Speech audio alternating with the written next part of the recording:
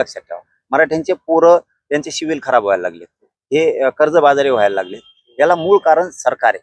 म्हणून सारथीपासून तर अण्णासाहेब पाटील विकास महामंडळापर्यंत आणि तिथपासून ते हैदराबादचा JR निघाला, ते कुणबी प्रमाणपत्र वाटप करण्यापर्यंत त्यांनी अंमलबजावणी केली, ठीक.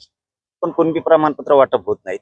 त्याबद्दल आता पोरं जूनमध्ये ऍडमिशन आहे पोरांचे मराठ्यांचे, मग त्यांचे कुणबी प्रमाणपत्र द्यायचे, व्हॅलिडिटी द्यायच्यात, हे सरकार जाणून बुजून देत नाही. सातारा संस्थांचं गॅजेटियर का निघत नाही?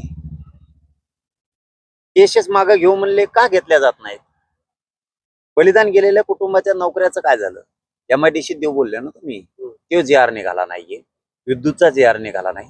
कित्येक तरी बलिदान गेलेल्या कुटुंबाचं आणखीन त्यांना निधी पण मिळाला नाहीये. म्हणजे तुम्ही मेलेल्या बांधवांचं सुद्धा आमच्या राजकारण करायला लागलात. याला मुख्यमंत्री म्हणलं जातं का? याला मुख्यमंत्री म्हणणार का तुम्ही? म्हणूनच या सगळ्या विषयावर फायनल तुकडा एक घाव घालायचं ठरवलंय आणि या राज्यात खूप मोठं आंदोलन उभा राहणार आहे. त्याची तारीख आता आम्ही 16 मेला आंतरवलीत पत्रकार परिषद घेऊन तारीख फायनल करणार.